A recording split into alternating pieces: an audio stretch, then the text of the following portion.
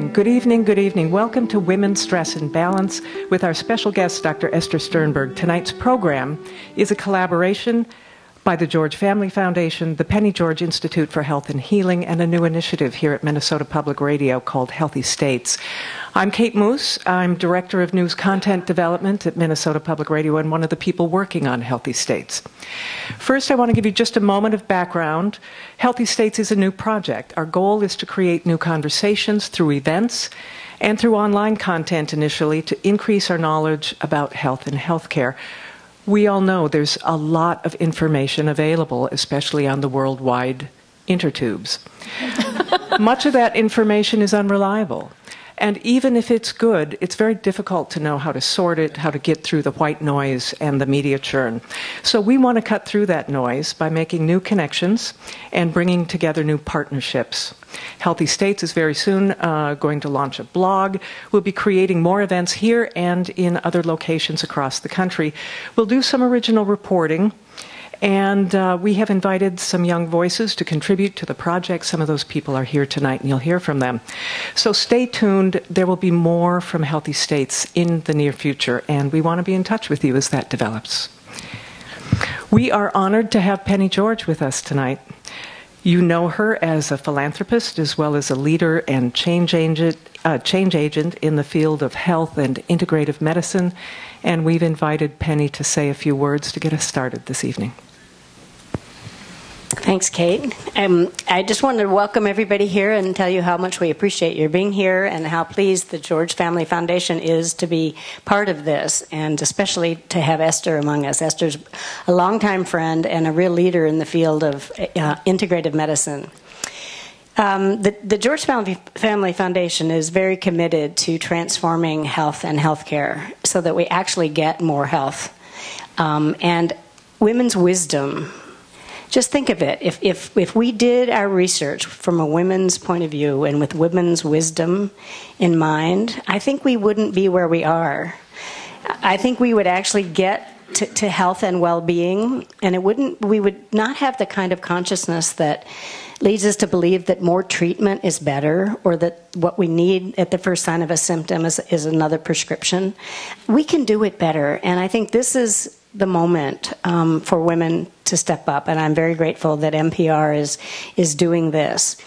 This particular topic is of personal significance to me because in 1996 I was experiencing a fair amount of stress. I had spent 20-some years as a consulting psychologist, which was a fairly stressful job. And my husband was CEO at the time of Medtronic, and we had 2 kids who were still not quite out of the nest. And I had just finished my doctorate, which I had delayed finishing for quite a long time until we got to that point. And even though that was a good experience, I was living with a lot of stress, and I was beginning to realize I needed to sort of figure out new strategies for resilience. I hadn't quite gotten there. I'd cleaned up my diet, and I came home from work one day to a voice message on my answering machine saying that I probably should see a surgeon for a biopsy because it looked as though my mammogram was problematic, which indeed it was.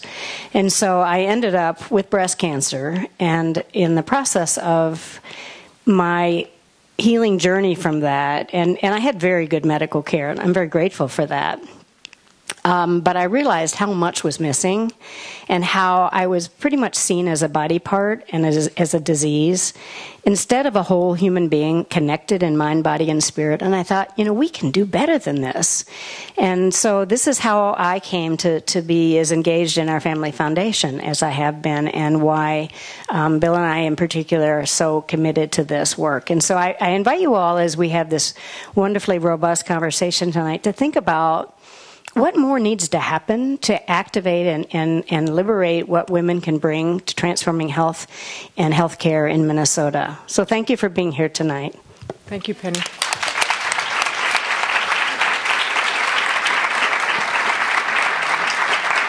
Thanks. Thank you, Penny. Our starting point tonight is women, stress, and finding our balance. And we were playing with a sort of cultural trope when we started talking about this, and that was the Sheryl Sandberg book, Lean In, which has now resulted in what some would call a movement, people getting together and talking about showing up more forcefully in the workplace. That's one of the upshots of the book.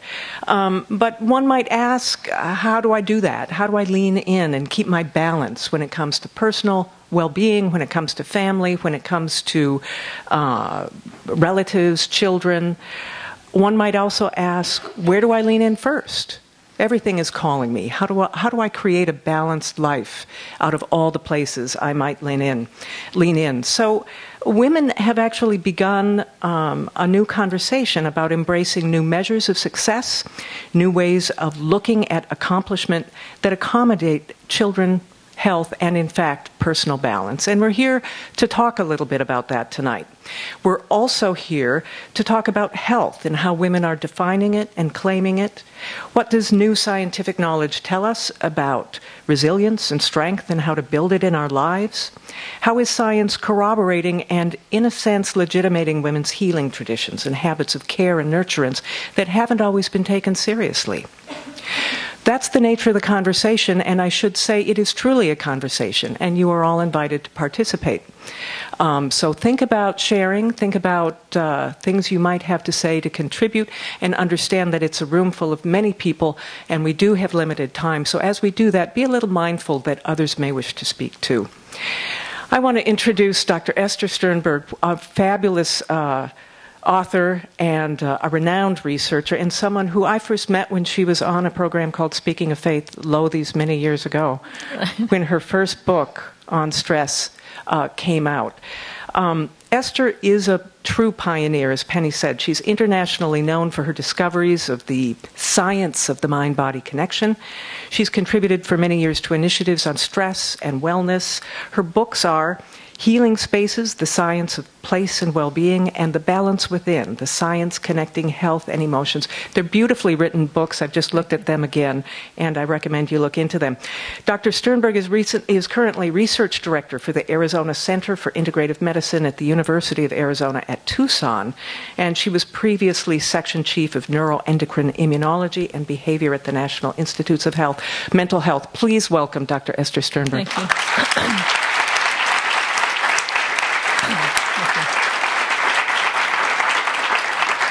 Now, Esther, I think we should start with something basic. We hear about and we talk about the mind-body connection, but few people are really prepared to give us the lowdown on really scientifically what it is we're talking about. So, for example, we can use me as the guinea pig. So I step out in front of a room full of people, my heart rate goes up a little bit, something starts flushing through my system. It makes my senses more acute if it's working right. If not, I fall down right there any moment, but that's not going to happen. What happens when our body is under stress, and how does it connect the mind and body? So first of all, what you described is good stress, right? It's the good part of the stress. So there's good stress and bad stress. And I liken it to a rainbow. So if you imagine a rainbow over the stage, and over there in the music section. Yeah, okay. Is, you're calm and relaxed, and maybe you guys aren't because you're playing the music, but if I were lying down on the floor there, I'd be totally relaxed, and I wouldn't be performing, and you'd be bored, and you would be stressed, right? And so I have to get my stress response, that part of the brain that makes you have clearer vision, more focused attention, more energy. Actually the fight or flight response, but it's what allows you to do the job, to get the job done. I have to turn that on to a certain extent to be able to perform at peak, no matter what task you're performing. In this case, we're talking, but whatever you're doing in your daily lives. And that's the middle of the rainbow. So it's right above the stage over there. So you want your stress response to be turned on just right. The problem occurs if the stress response is turned on too much, and that's when you freeze and you fall over the edge of the rainbow. So the goal is not to get rid of stress. So stress is life and life is stress. Selye, who coined the word stress, said that. And we can't get rid of bad things that happen. And we need our stress response to get out of those bad situations, to cope, to be resilient. So the goal is not to get rid of stress. And the goal is not to get rid of the stress response. In science, we know that trying to get rid of the stress response, ablate the brain's stress center, or get rid of the genes that are involved in expressing those stress hormones and nerve chemicals that allow you to have that stress response, that's not compatible with life. So whether you're a fruit fly, a cat, a rat, a human, a fish, a salmon, whatever, everything in between, you need your stress response. The goal is to have that optimal amount, that stress response turned on just right for the task at hand. And as you said, what happens when we get into these situations is there's a center in the brain called the hypothalamus that starts pumping out. That's the brain's stress center that pumps out a hormone called CRH, or corticotropin releasing hormone. I'm going to pass out a quiz at the end so everybody... And spelling counts. Yeah. A lot of abbreviations. But the bottom line is these molecules and hormones have names, and there's a cascade of hormones that are released starting from the brain. Ultimately, the adrenal glands release cortisol. We all know it as cortisone. Everybody who's used cortisone cream for a poison ivy rash or cortisone nose spray for rhinitis or for asthma knows that cortisone is one of the most potent anti-inflammatory drugs that our body makes. So what happens is when you're chronically stressed, you are pumping out this anti-inflammatory hormone that tunes down your immune cells' ability to do their job, to fight infection, to heal wounds, to survey against cancer, and to get rid of cancer cells just as they're popping up. It helps to repair aging chromosomes. So people who are chronically stressed, their chromosomes can look 10 to 17 years older than their biological age. So if that's not a reason to do something about coping with stress, I don't know what is. But stress does not cause the common cold or the flu. We know that people who are chronically stressed have more frequent, more severe viral infections, slower wound healing, speeding of cancer growth, and speeding of chromosomal aging. Stress does not cause the flu. The flu bug causes the flu. Stress does not cause cancer. Your genes and various factors in the environment cause cancer. Stress does not cause wounds. Wounding causes wounds. And stress does not cause aging. Aging causes aging. But the stress hormones and nerve chemicals that are released when you are stressed chronically make all those processes worse. And so that's a reason to try to do what we can to learn to cope with those stressful situations, knowing that we can't get rid of it. And is the stress response in women different? Are there differentials for gender? There are differences, and Selye Taylor at UCLA coined the word. So we all know the word fight or flight, right? Okay, fight or flight is the stress response, or is the stress behavior that was coined probably about 100 years ago by a male scientist. Selye Taylor at University of California, Los Angeles, coined the term tend and befriend, because there is a gender difference. Again, whether you're a mouse, a cat, a rat, a human, females tend to take care of and join in groups, create friendships. And that is a coping mechanism for stress amongst females. Little mice will, huddle together and, talk to each other and take care of each other. and human females do as well. And it's actually a very effective, it doesn't mean men don't do it. And it doesn't mean women don't have a fight or flight response. Of course we do. But there is this pattern that happens in females, and probably it's partly cultural, but you can't say it's cultural if mice do it. So part of it is, biological. You can actually look on the web under fighting fruit flies, and you can see differences in patterns of fighting between male and female fruit flies. So if you don't believe me, you can check it out. How is technology factoring into these responses? Are our stress responses evolving in relationship to technology at this point? When I play Angry Birds, that fight or flight thing? Well, now I'm going to forget the quote.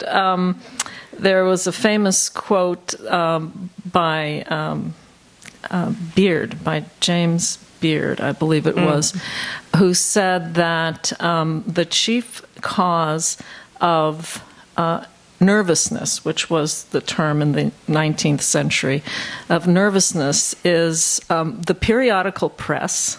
Sorry, the media has always been... Oh, that's all right.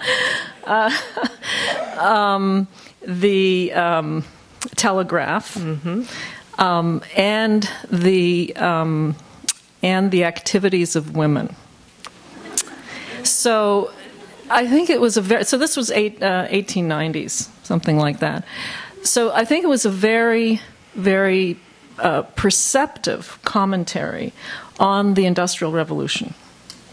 So what he was talking about was change, right? The telegraph. I think he included the railroads in there. The periodical press.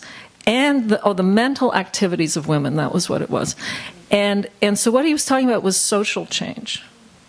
When you had the Industrial Revolution, suddenly you had social change as well. And I think that's what's happening here. We have instead of the Industrial Revolution, we have the Information Revolution. We have so much information coming at us in so many different ways. We're at the end of a fire hose. And that is incredibly stressful. Change is a very important trigger to the brain's stress response. So again, going back to the mouse, if you put a mouse in a field mouse in a new field, if that mouse goes to sleep, it's going to get eaten by the next cat that comes along. So it's life-saving to be vigilant, to be anxious, to be looking around and ready to fight or flee. And that's important. That's why you have a stress response. So a very important trigger to the stress response is novelty, is change. And what are we experiencing constantly with this information revolution is constant novelty, constant change. We're constantly having to learn all these new things and adapt, and that's stressful. Yeah. In your book, The Balance Within, you wrote that conventional medicine was beginning slowly to recognize a connection between our emotions and our stressors and physical responses, our emotions and physical symptoms. You said when you wrote that book that it was taking a while, in part not because this science is new, but because so much of what it concludes is in fact very old. Yes. Right? This is knowledge that in some sense we have had for centuries. Right. Right? Can you say more about that? I should tell a little story of when the head of pain and palliative care at the National Institutes of Health, where you mentioned I was at NIH for 27 years before, when Ann Berger decided to put a labyrinth at the National Institutes of Health for what labyrinth is a walking meditation. It's very soothing. And she actually had emails from some of the physicians saying, oh, this is too new age. And she said, well, it's not really new age, it's very old age. So to her credit, the labyrinth is there. Patients and staff love it. It's very, very helpful and very soothing. So, but it's true. If your grandmother told you to do something, it can't be real, right? If it was known for 1,000 years, it can't be real. And until recently, we didn't have the technology to understand how these salubrious activities worked from a neuroscience point of view, and certainly not from even an immunology point of view. Until the 1960s, we didn't really have a way of measuring the molecules that immune cells make. And it took a convergence of neuroscience and immunology, of brain imaging in real time and real place, of molecular biology and biochemistry and genomics to really understand how these two very, very complex systems talk to each other, how the brain and the immune system talk to each other, and how they regulate each other, and how something as ephemeral as an emotion could have something as profound an effect on something as concrete as a disease. So when I was a child and I had the flu, my mother would rub Vicks VapoRub on my chest and put a little flannel rag there and secure it with a safety pin, and that was part of healing. That probably made a difference in symptom relief and also making me heal. Does anyone else have a quick example of the kind of care they experienced in childhood, that kind of nurturance? Anyone want to share? You don't have to. I'm just making the offer. All right. So science is telling us a lot about the role of nurture, not only in fighting sickness, but in creating healthy, resilient human beings. And I want to take a minute to watch this video, which is a product of a collaboration between a group called the African American Babies Coalition and the Wilder Foundation here in St. Paul. Let's give it a look. Brains are built, not born. Those that get love, give love. Mm-hmm. Those that don't often show that negativity. It's almost like a painting your walls black, you know, and having to wake up to those walls. Right. You're gonna wake up to in negative moods, and opposed to having white walls or the brightness of colors on your walls. It changes the effects of your attitude. We learn as soon as we come out. You know, when you have a little baby and they have a toy and it's a very bright toy or a ball, as soon as you toss it or you throw it, they react to that. They smile, they giggle, they respond to that. So that's stimulating their brain and that's helping them to develop. I think what's going on in your life prior to being pregnant plays a role. But when we had our own child, we had an idea what we want this human to be. So we did interact. Well, first off, we had to distinguish each other's weaknesses and strengths. What we should expose the child to and what we shouldn't expose the child to. Talking and listening to your child will make a difference. Babies can't talk, but you can always talk to your baby and hold them while you're talking to them. They can feel you. They feel that nourishment from you, coming from you. See, it's a big difference about listening to your kids and understanding your kids. You know, just listening to them, that means it's going in one and out the other. By understanding them, what's going on in their life, then you can sit and have a better aspect of how to bring it to them. This is a person's life you're dealing with. Talk to your baby. Be with your baby. This time is going to go fast. Teach your child how to love themselves, like purposefully. To really listen and pay attention to them and always watch them. So we talk a lot and then we interact together. You know, I'll go pick them up, we go hang out to the park and we give each other at least an hour. If it ain't nothing but an hour, we give each other an hour of each other's time. And you have to listen to them. I don't care if it's a whole bunch of gibberish, you still have to listen to them. Because they gonna talk until they can't talk. Daddy, look. I see. For more information about supporting the healthy development of babies, visit www.africanamericanbabies.org, www.africanamericanbabies.org, or contact Samira at 651-523-0099. The African American Babies Coalition.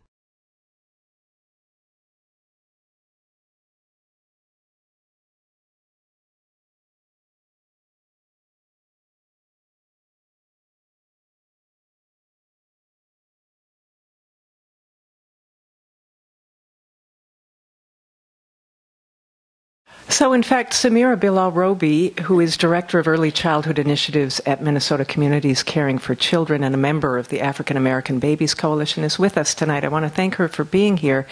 And Samira, I wonder if you could just tell us a little bit about the origins of that project and how you all work together to bring it about. You going to hold it? Okay. Thank you for having me. Yeah. This project came about, first let me say I am third generation Minnesotan.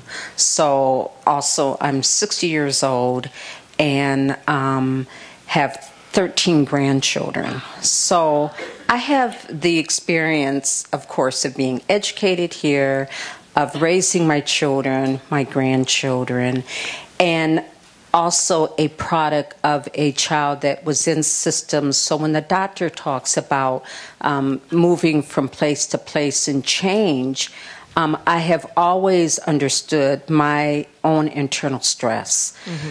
So 38 women from different silos. They could have been working in incarceration. They could be working in sheltering, working with the sheltering, early childhood education. Some were college professors. We all had been having this discussion for a long time and finally got funding to look at our community and make sure when it comes to the science of the brain that our community had access to that, because it is very real. One of the things we do have is the work from Dr. Robert Anda on ACEs, which is adverse childhood experiences. And what we were able to do is look at this information is very universal. This is nothing new. It's not brain science that is just for a certain race or ethnicity of people, but everybody does not have access to that. And so that was our main goal, and we went in and we talked with about 160 different people from different silos to get their input on child rearing, nurturing, and that's what you've seen on the screen. These are everyday people. We launched it this past Saturday at St. Paul Colleges. It will be on radio. It is. We have our own website. You can reach me at 1-800-CHILDREN. We have beautiful posters that we want everybody to put up. It is going to go scale statewide. And my CEO of our agency, Minnesota Caring for Children, plans to take it to the next community will be the American Indian community. Because those are the two communities of children that are not doing very well. So that's where we're at right now. Now I want you to know that in this project, it wasn't just African Americans who worked on it. We took the lead. Wilder was a great partner, and we literally said to them, this research has to be done by us. It has to be given to our community because of some trauma with research that we've had in the past. So we wanted to make sure it came from us. People can trust the research that says this is what the science reflects as far as child rearing. Samira, thanks a lot for that. Esther, I just want to turn... Yes, please. I want to turn to you, Esther, and say, what do we know now about the effect of this kind of nurturance on early childhood development? So I also want to thank you for sharing that. And when I was prepping for this evening and I saw the questions that you wanted to ask, I asked my sister, who's a school psychologist here with the Minnesota Public School System, with the St. Paul Public School System, Aline Petzold, she's in the audience, and she handed me a document from Robert Anda about ACEs. And so I'm very grateful thank you for sharing that and for seeing it actually put into action. So from a basic science point of view, we have a lot of knowledge of what happens in, again, all animals, humans and, rodents and all animals, and primates, in infants who are abused or neglected.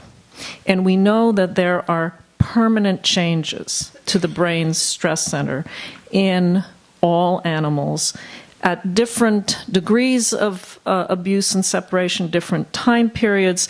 In rodents, it's the first 2 weeks of life and separation from the mother rat, from the little pup, for 5 minutes a day. Fortunately, in humans, it's not quite so severe. Don't worry, those of you who have kids, it's okay that you're here and your kids are with your husband or babysitter or whatever.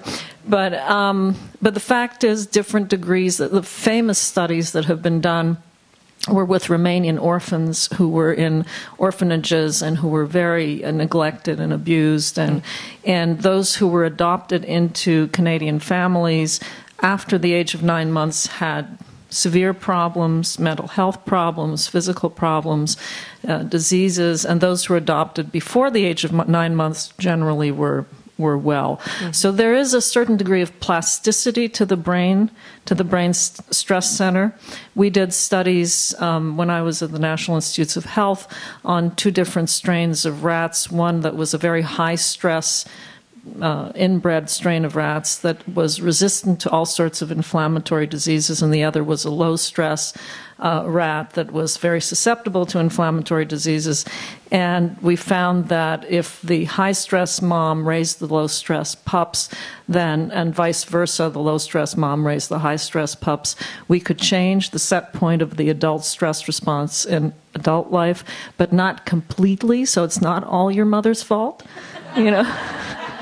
I'm a mom, so I can say that. But so part of it is in your genes, part of it is in early experience, early nurturing or lack thereof. And there is some plasticity nonetheless when you get to adult life. So that's the good news, is that salubrious activities like meditation actually can enhance resilience, even if you start out handed a bad card, okay, if you will, bad set of cards. Thanks for that. Let's take a moment for a salubrious activity. Salubrious musicians? Please.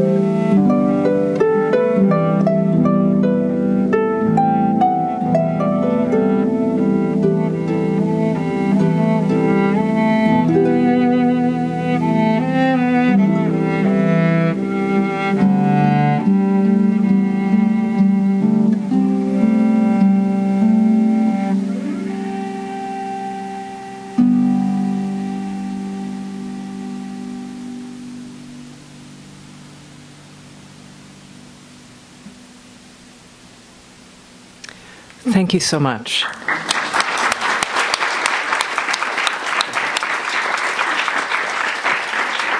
Our cellist Laura Sewell, I just want to let you know who our musicians are. She is a member of the acclaimed Artaria String Quartet, and she's also one of NPR's artists in residence this year. She's performed with both major orchestras here. Harpist Andrea Stern has been principal harp with the Maracaibo Symphony, that's in Venezuela, and as well as the Minnesota Opera. She's also performed around the world on cruise ships, and she's performed in hospice and other healthcare settings as well. Thanks for being here tonight, both of you. I do want to turn now to a recent acquaintance of mine. Mauricio Cifuentes is Director of Mental Health Services at CLUES. That's an agency that's been providing behavioral health and human services to Latino communities here in Minnesota for many years. When I met Mauricio recently, he shared the insight that the effects of stress can present very differently in different cultures, even different families. And of course, as we're discovering and discussing tonight, traditions of healing and wellness are culturally specific as well. So, Mauricio, I wanted to invite you just to share some of your essential experience and insight about that. Thank you. I'm very honored being here. I'm only one of 2 or 3 men in the audience. And this is one of those times when I'm very grateful that I was raised in a household with a father, mother, and 2 older sisters. Oh, so I'm not so intimidated here. So I'm glad for that. Our experience at CLUES with the Latino community is that, and this is based on research as well, is that Latinos present the highest incidence of somatization. So it is very common for Latino individuals to go to the doctor and to present like illnesses when in reality what they have is a stressful situation that they are dealing with. Mm-hmm. And as Esther was saying, it is not that the stress is causing the illness, but they are dealing with the illness with a coping mechanism, and then this presenting problem, which is a physical illness, is in reality a symptom. And probably because of some of the Latino cultural values, the statistics are true, that we reinforce the idea of this body-mind connection. At the same time, this is one of those areas in which I see women teaching all of us how to deal with the environment and with the stressors in our life. Because in our cultures, we see being sick as being weak. However, if we understand an illness as a symptom, it means that the person is telling us something is going on with me. There is something wrong. I need help. So if we understand the presenting problem as a symptom and we try to address the underlying cause, instead of just trying to suppress the symptom, giving medication, even if this is psych medication, so we are doing much better with the person. And women tend to be the one who are allowed to be sick. So in the Latino culture, and probably this is true for many other cultures, you see women go to see the doctor more frequently, well, when they have the time, because they are the weakest person in the family, when in reality they are the strongest or the wise person, because they are the ones whose bodies are telling us something is going on, pay attention to me. Mm-hmm. So what we are trying to do in terms of interventions is when we receive people who are referred to us because some physical issues, we make sure, of course, that there is no real physical issue, but try to help the person to discover what is underneath. Yeah. You know, another part of the story that we discussed when we visited CLUES a couple of weeks ago was the idea that in the many immigrant communities who have come to Minnesota, for example, there are a lot more environmental stressors. They may be economic in nature. Some of them may be as simple as the fact that food that was plentiful in their country of origin is not plentiful and cheap here, and that certain other kinds of food, like McDonald's, becomes a bit of a status symbol if you have cash for it. And this is another thing that behaviorally you try to give people counsel on, and so on. Yes, we now have a term for extreme poverty as a form of trauma. So in the literature now you find the term fiscal trauma to describe that reality. So we have a lot of immigrants, they come here. I have clients who wore shoes for the first time when they cross the border, for example. This is the first time ever. So when we think about campaigns for people eating in a healthier way, so we say, oh, McDonald's is really bad, people shouldn't go there. How is that those Latinos are going there just because it is cheap? No, it is not. The reason is, if you are coming from a tiny town where you were suffering when you didn't have enough food, your dream, what you have watched on TV and so on, is the image of McDonald's. And you associate that with success. That is the equivalent of the American dream for those immigrants. So I see those clients saving pennies. So when they have the birthday party for one of their children, they go to McDonald's. Yeah. And that is like the quintessential expression of success in the U.S. So if we don't recognize those facts, any campaigns trying to deal with obesity and so on will fail. Mauricio Cifuentes, thank you so much for being here. Esther, thoughts on those particular sets of stressors? So cultural, the melding of different cultures is certainly a stressor, partly because of what I said before, the novelty, but also we're speaking different languages. Even if we're speaking English, we're speaking different languages. So I can relate to your first comments that there is a lot of somaticization in the Latino culture and probably other cultures. In other words, that you feel the stress in your body. So we all feel the stress in our body. We feel our heart beating fast, and we feel sweaty, and we feel like running to the bathroom, and that's all parts of the physiological stress response. Antonio Novello, who was the former Surgeon General and then went on to become the Commissioner of Health for the state of New York, told me right after 9/11 that a lot of Latina women were going to the emergency room in New York City complaining of corazon, and they were getting sent to cardiologists because the people in the emergency rooms interpret this as they had a heart problem, but in fact they were talking about the pain in the heart of the stress. I mean, I think you would probably understand that story in light of what you said, and so it highlighted to me that even if we understand the language, we don't really understand the implications, and that is a big stress. And we live in a globalized world where we have to become familiar with so many different cultures and ways of speaking and ways of interpreting these experiences that it does contribute, I think, to an overall stress. Okay. I want to take just a little step into a new direction for the next video we're going to watch.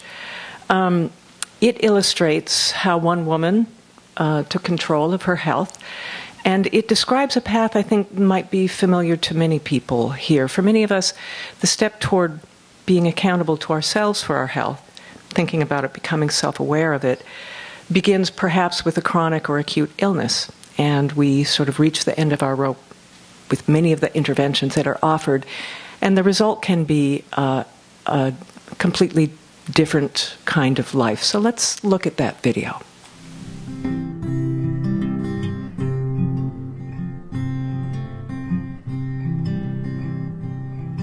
My name is Shona Kester. I'm from St. Paul, Minnesota. All through my childhood, I had sort of some pretty severe joint pain that cropped up here and there. And when I was a teenager, like late in my teens, it got really bad. To the point where it was stopping me from doing a lot of things, and it was very unexplained. No doctor knew what to do with me. They didn't have a diagnosis for it. And so what ended up happening is in my 20s, it got even worse, and it started really altering my life and got very scary.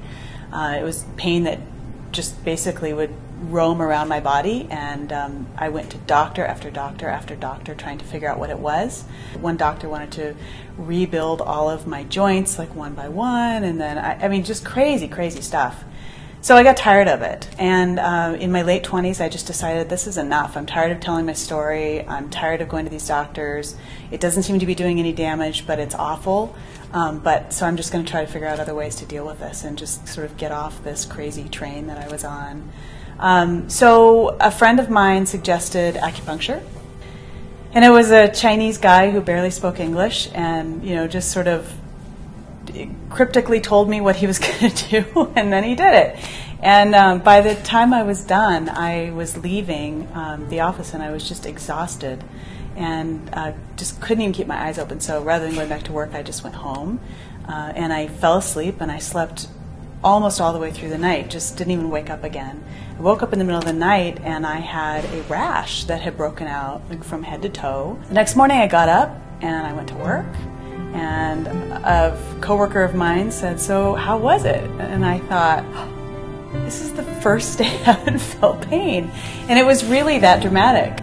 So while the pain part was taken care of, I still felt like there was a lot of things. I was really sick a lot. My immune system was just shot from all these years of kind of battling with this. I was diagnosed with Epstein-Barr, which is chronic fatigue, and so I was really struggling with a lot of these things. And I just thought, okay, there has to be a way now to take this a little bit further and really control it a lot more.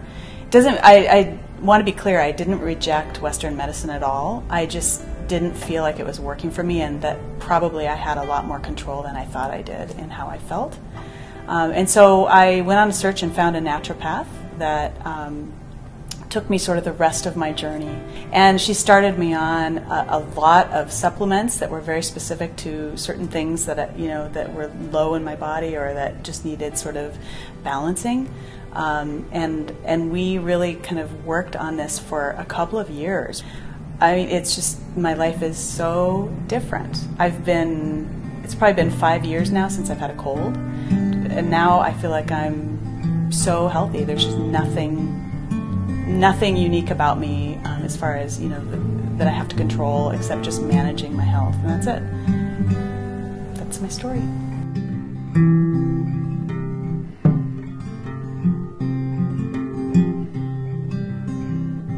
Shona Kester is here with us tonight, and I just want to give her a shout out there. Shona is someone who actually works here at American Public Media and gave me that story in 5 minutes standing in my doorway as we were planning this event. I thought, I want to talk to you. What do we know, Esther, about this sort of process? People have an illness, they come to their wits' end. In fact, in your first book, you describe a very similar process. Do you want to share a little? So I relate to that story very, very personally because I went through a period of extreme stress when my mother was dying of breast cancer, and there were other stresses in my life. And here I was, a rheumatologist who had discovered that the brain's stress center is important in susceptibility to inflammatory arthritis in rats. And 10 years later, I go through stress and I get arthritis. And sort of ironic.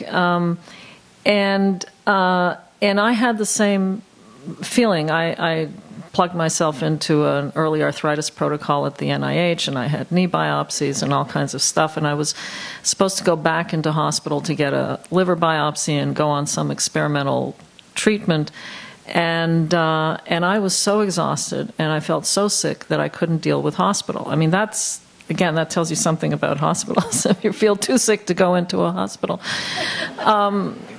And I had moved into my new house. Those of you who've seen the PBS television special that I did will know the end of this story.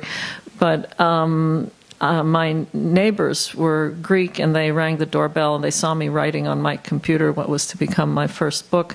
And they said, they brought moussaka and tzatziki and dolmades and all sorts of Greek food to introduce themselves. And they said, are you a writer? And I said, I don't know, I don't think of myself as a writer. Why do you ask? And they said, because we've always wanted a writer to stay at our cottage in Crete. And I said, I'm a writer. That would do it. So I went with them to Crete, and there was this tiny, tiny little village, maybe 5 streets on the edge of the south coast of Crete on the Mediterranean, and their cottage was this tiny little cottage with 2 rooms and a little courtyard.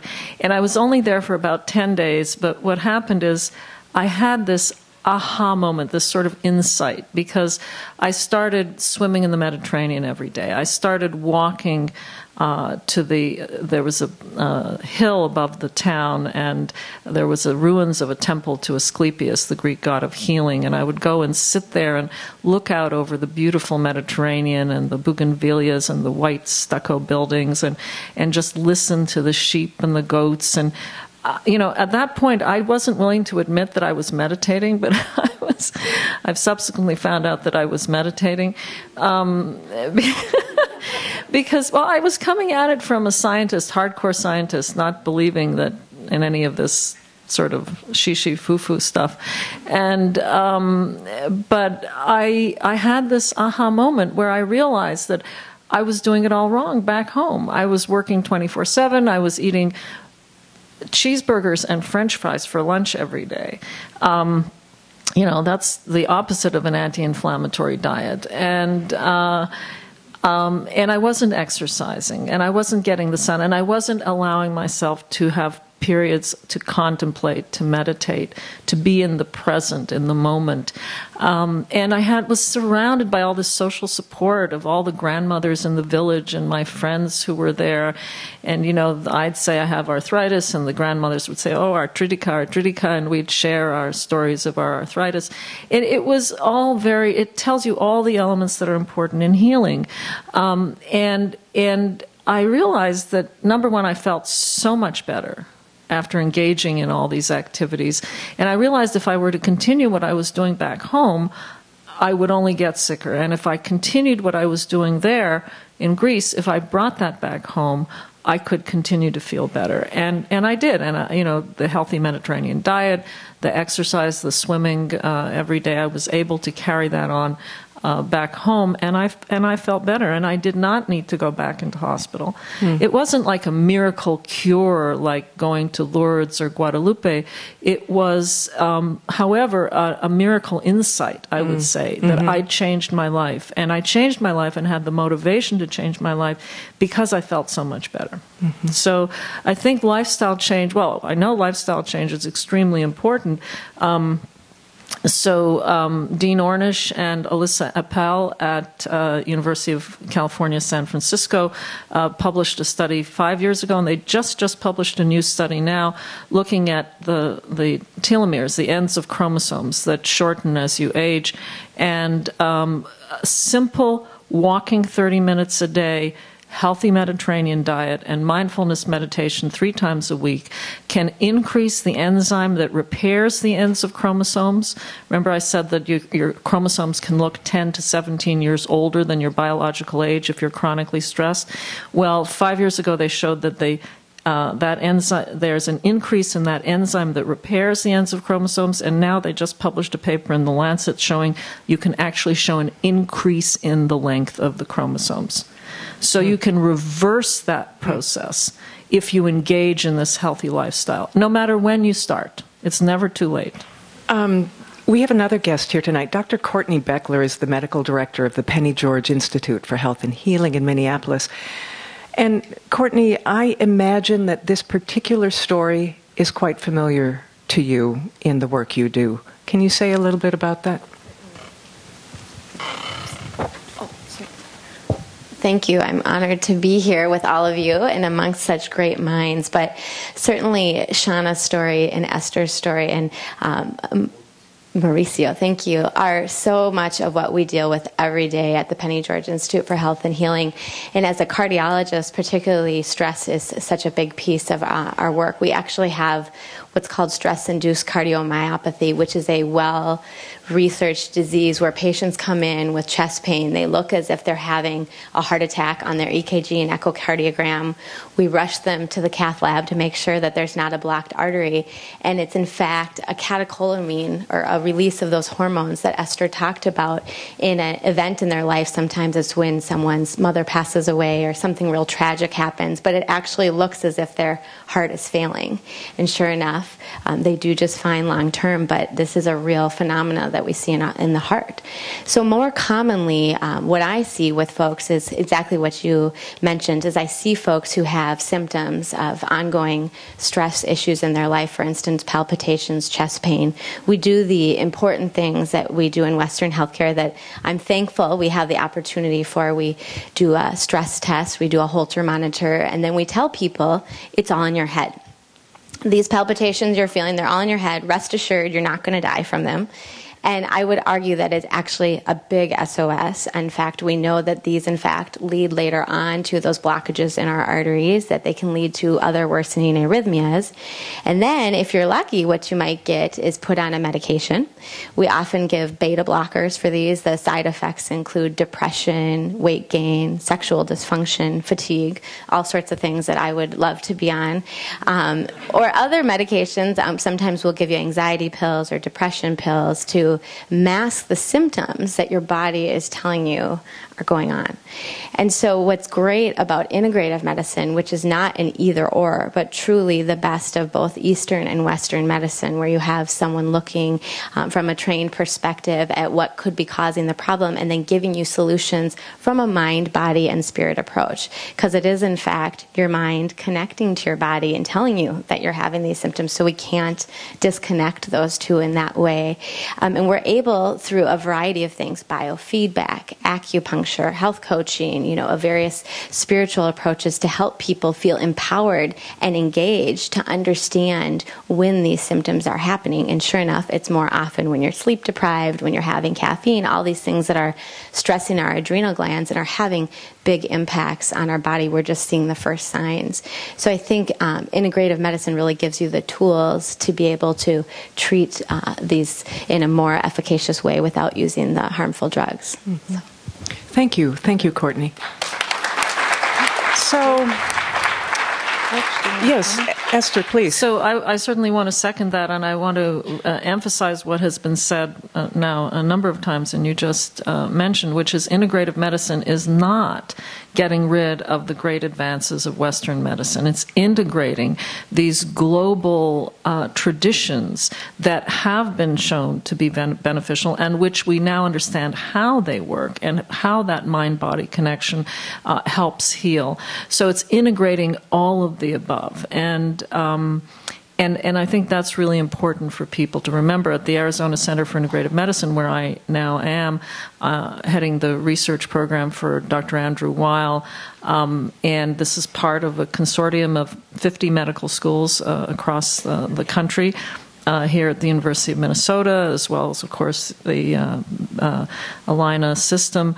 But really, there are many, many centers now that are beginning to train the next generation of physicians and healthcare providers in integrating these kinds of approaches. And it's really a very exciting time that we're living in, where we can understand and use the science to help know when and how to judiciously use these kinds of integrative approaches to help people heal. I can only wonder about whether there are people here in the audience who have had a similar experience or who have a question for Dr. Esther Sternberg about an experience with integrative medicine, alternative therapies, or health more generally. Thank you. And can you tell us who you are? My name is Jetty Ann Hill, and I know some of you women in here, and I've had some experiences, but I'm at a time in life where I'm having many experiences. So I am wondering what's your thinking or what's your opinion, and even the doctor here, with respect to the integrated medicine. What's your feeling about biomedical hormone therapy? And I think that that's a question that some of you women wanted to ask, but I'm particularly interested in that therapy right now because it's gaining a lot of attention. And I'm seeing doctors who I thought were strictly kind of one type of medicine who are kind of embracing this therapy now for women at a certain point in their lives.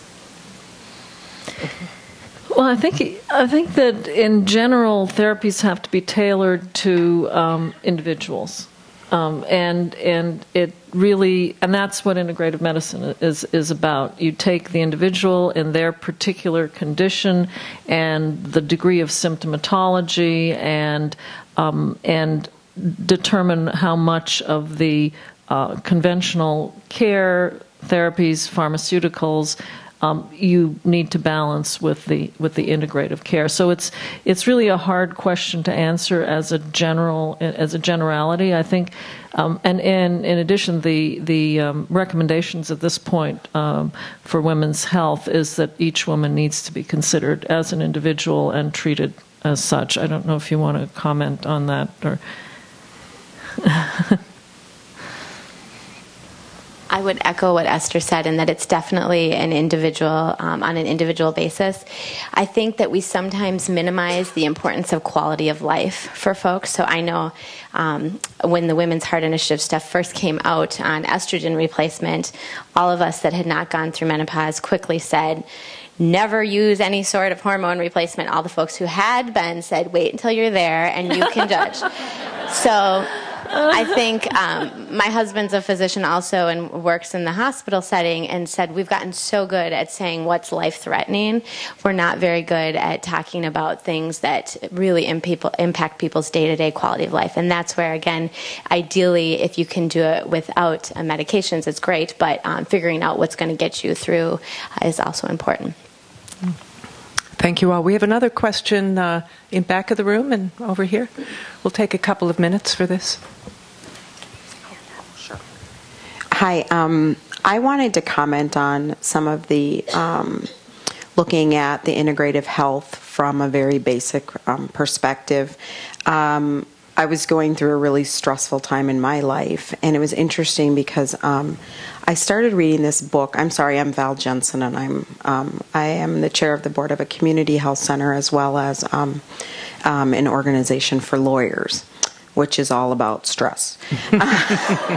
So those lawyers who are in here, I'm sorry, but you know what I'm talking about. We don't believe in all of these, hokey pokey things, such as, finding balance. What does that mean? But I often quote from a book. It's called The Healing Wisdom of Africa. And the book is written about finding your balance through community, ritual, and healing. And it's all about some of the things that we're talking about. And for me, it was very academic, and I loved reading it. And I actually go back to it oftentimes when I'm trying to get more balance. But the interesting thing for me is similar to your experience, Dr. Sternberg, in going to Greece. I had the opportunity to go to Africa, and I actually have a home there now, and I hope to retire there. But oftentimes we don't think of Africa as a very stress-less place. Because what we see in American media is very much about kind of the pain in Africa. But what I find is the same thing that you found is, I walk everywhere. The food I eat, my husband laughs because here we would call it organic. In Africa, it's what you eat every day. There's no processed anything. You eat fresh food every day. There's really nothing processed because you buy everything at the local market from the people who grow it right in your village or your community. And so, and then getting back to rituals of connecting with people. Everything you do is face to face. It's always done around healthy food and really talking. Everything takes 10 times as long, which used to frustrate the heck out of me as a lawyer who likes to keep a schedule. But they don't really take time for that. They're like, they'll be there when you get there, and it'll be there when you get there. And so for me, that's where I go to have my restorative time and how much better I feel when I come back. And trying to integrate that into my life here is probably the most difficult because I can do it for a while, but then I tend to fall off like everyone else.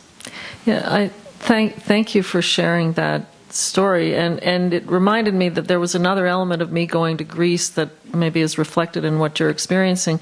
My parents were from Romania, and the moment I arrived in Greece, I felt at home, as if I was going back to my roots. The food was exactly what our mother used to cook, and it just felt like I was home. And so I think there's an element of that in healing. And then you said when you can't come back, you struggle with that balance. And of course I struggle. I mean, I can't, here I am, I'm running around, getting on the airplane, coming here, and running back. And so I think that we can't, and coming back to your very first comment, we can't do it all in parallel. But we can do it in series. So if you stop beating yourself up, and we had this conversation at dinner, all of us women are beating ourselves up. Why can't we do it all? And then why can't we find balance? But we're feeling guilty that we're not either spending enough time with our children or not spending enough time at work and so on. But if we see it as, and that's one good thing about getting to this age, I think, we can see it in sort of the long lifespan. And say that, okay, for this period of time, I'm going to be stressed. But then I'll go and on purpose do something restorative, whatever it is. If you can't go to Greece, if you can't go to Africa, you can stay in your backyard and read a book or, do a facial on yourself or something, meditate. And so I think, the military actually really mapped onto this very early. The Special Forces, when they were training the Special Forces, the Army Rangers, probably about 20 years ago, 15, 20 years ago, they found that during this grueling training of 4 weeks of boot camp, high altitude desert and tropics, that a lot of the soldiers who were healthy young men were getting very bad infections, mostly pulmonary infections, pneumonia. And they learned that you need to put a break in there. It's what your grandmother told you, right? Take a rest. And so they did. They moved the order of the training, and they put the boot camp in the middle instead of starting with the boot camp. And boot camp isn't a spa, but still it's less stressful and strenuous than the other experiences. They put the boot camp in the middle and they got rid of this problem. So again, it comes back to, you don't have to get rid of stress. You can't get rid of stress in your busy lives. You have children, you're taking care of elderly parents, you're working, you're being a lawyer. I spoke to the Maryland judiciary, so I know how the lawyers feel about all this, the judges. But it's a very stressful occupation. And so if you can insert periods of rest or periods of this integrative approaches, work with a health coach to help you design your own personal program, which includes a healthy diet, which includes exercise. And you don't have to be running on the treadmill 90% VO2 max, for an hour. You can 30 minutes of walking a day, and you can break it up into 10 minutes here and 10 minutes there. Like you said, you're walking a lot when you go there. The same thing with me in these places. So I think that you can design with help, with a professional who's an integrative care professional, to design your own program that inserts these periods of respite, and that will help you gain resilience. We're going to go to one more audience question here. Then I have another video we want to watch. We'll try to get to more people before we close tonight.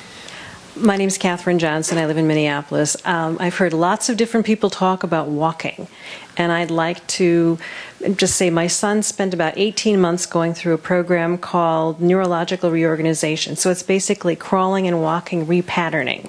Huh. He's mostly a very normal, very bright kid, but he had some things that weren't working very well with memory issues, that sort of thing. But when you talk about walking, it made me think about how so many different people, when you walk, you rebuild in this discipline. You rebuild the neurological patterns between your brain and your body. And if you don't walk and you don't get that kind of very physical, not even just looking at the scenery, but that's all great too, you are breaking down and not rebuilding the neurological patterns that your body needs to function properly, and your emotions too. I'd like to have, if somebody else could address that. Thanks. Well, I mean, so exercise in general is good for the heart, good for the immune system, good for emotions. Extreme exercise, so this is why walking is good. It's not extreme exercise. Extreme exercise is actually a very potent stimulus to the stress response. So, so everybody's saying, "Whew, I don't have to go to the gym." That's not what we're saying. But so walking is that gentle exercise, and then it turns out walking in nature, being outdoors, is even better than walking indoors. So there's something about combining nature, and maybe there's that element of meditation and spirituality and taking it all in that is beneficial both for the mind and the body and the soul. Okay, I want to get to our next video just because time goes so quickly when we're talking. We've talked a lot about reclaiming traditions of health. We've talked a lot about nurturance as one of the basic building blocks of health. And this is a personal story that brings those things together. So let's give it a look.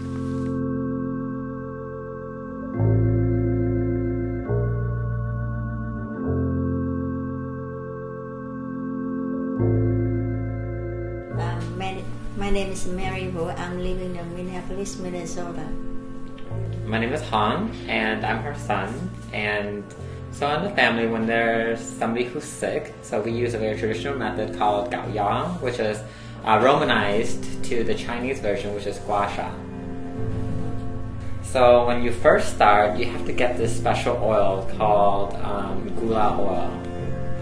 Trước khi cạo gió là phải rửa sạch sẽ cái này, không có bị vi trùng. So make sure you sterilize the coin or the object that you're using. Xong rồi bắt đầu cho họ nằm xuống. And you have them lay down, stomach on their stomachs. Bây giờ làm thử tay nha. Alright, I'm gonna try it on my hand. Okay. Cái này thí dụ như bị nhức cái tay đi. So let's say that your arm aches. Okay, so coi như là rửa cái này sạch sẽ rồi, coi như là tay phải sạch sẽ. So then everything has to be sterilized, including your hands. And then bôi cái dầu này nè để cạo để cho nó đừng có bị đau. And then you put the oil on to kind of attenuate the pain.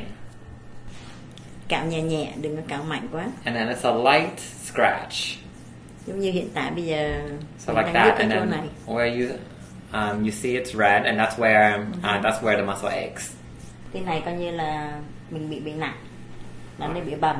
Vài ngày sau nó sẽ hết. Okay, so when you're sick, the traditional belief is that you have these toxins in your body, and when you do the gua sha, that's how you can see the toxins being excreted from your body. Mới có câu chuyện nào không? Coi như bao nhiêu gió độc nó sẽ ra hết. So when she was in Vietnam, when the parents weren't home, it's a very communal thing. So the neighbors would come over, and maybe our next door mother would come by and do it for the kids or do it for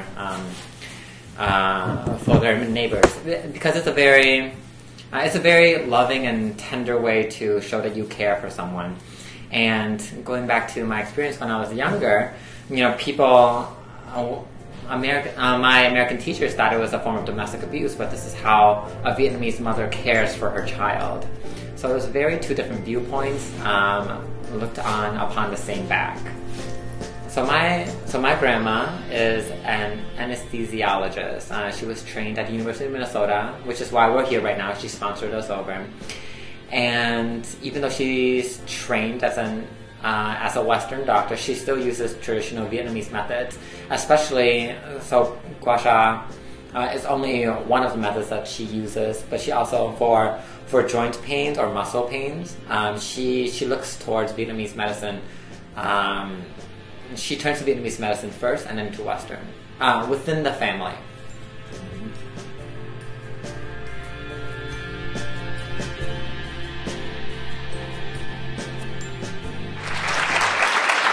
Your thoughts, Esther?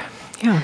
Well, there are so many elements in that we know affect that mind-body connection. So first of all, the caring. You mentioned the caring of the mother for the child, and the child will learn that that is a way that the mother is caring. So there's that social interaction, the nurturing that's so important in healing and reducing the stress response. There's probably oxytocin that's involved. There's a whole other set of hormones and nerve chemicals that are released when you're in that state of caring. And the other part is the placebo effect. So unfortunately, the placebo effect is usually preceded by a 4-letter word, just. Oh, it's just the placebo effect. It's all in your head. Well, you know, the placebo effect is a very powerful effect. It is the brain's own healing mechanism. Before doctors came along, before we had medications, you know, animals in the wild get wounded, they get sick, and they have to heal on their own. I was at a workshop at Lourdes in the southwest of France, which was coming together of scientists and physicians and theologians asking the question, what is it about this spiritual place that helps people heal? And the other keynote speaker was Luc Montagnier, who got the Nobel Prize for discovering the AIDS virus. And he said that, you know, the body is programmed to die. And I said, with all due respect, the body is programmed to heal. The difference between me and that rock outside is that when I get injured, my body heals. And as soon as it stops healing, you start dying. And so the brain's own healing mechanism is, we call it the placebo effect. It's the opposite of the stress response. There's a whole nother set of hormones and nerve chemicals that are released and activated in different parts of the brain. There's anti-pain opioid receptors that become active. Endorphins are released. Dopamine, which is the brain's reward or desire molecule, is released in the reward pathways of the brain, the same pathways that cause us to enjoy music and that cause us to enjoy sex and food and anything that we desire. And all those pathways in the brain become active during the placebo effect when we're believing that something will help us heal. And at the same time, the outflow pathways of the brain become active that oppose the stress response, that reduce that stress response, and that kick in another set of nerves, the vagus nerve. It's the relaxation response that slows the heart, that makes the heart beat more effectively and slower and with a better outflow. And all that helps you heal. And it's also boosts the immune system. So, you know, the reason that we do placebo-controlled trials when we're testing the biological efficacy of any real drug, you know, is because we have to get rid of that pesky 30 to 50% of the healing that occurs when somebody believes they're getting something that's helping them heal. So a drug that helps you heal 30 to 50% is a very powerful drug. Now, I'm not saying that we physicians and healthcare providers should, you know, lie to patients and say we're giving you something that's active when it's not. But what mind-body medicine does, and what all of these integrative approaches do, is it harnesses that brain's ability to help us heal. And we need to get rid of the word, the placebo effect, because it's a word from the previous century where people did prescribe sugar pills instead of real pills. But the bottom line is that whatever those interactions are between the mother, when my first book came out, I was in what do they call it, an e-bait, not a debate, but an e-bait. One of the other scientists on this web debate said, what about the mother's kiss for a child? Is that a placebo? Well, of course it is. You know, when you kiss the child, you kiss the boo-boo, it gets better. But it makes the child feel better, right? helps the pain go away, makes you feel loved. All of that is important. Not saying you should not give medication when you need the medication, but there's social interactions that are important. There are these rituals. Rituals also reduce the stress response, repetitive, calming rituals.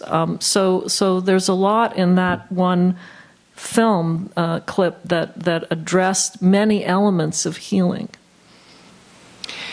Before we close tonight, and it is a school night, I want to thank our guest, Dr. Esther Sternberg, for joining us this evening. I recommend that we take the rest of our questions and conversation out to the forum lobby and enjoy some refreshments. Special thanks again to the George Family Foundation, Penny George, and Gail Ober, who knows these hallways rather well and has contributed a great deal to the evening. Thank you all for coming. Healthy States will be coming your way, and keep an eye out for it in the weeks and months to come. Please, let's enjoy. Thank you.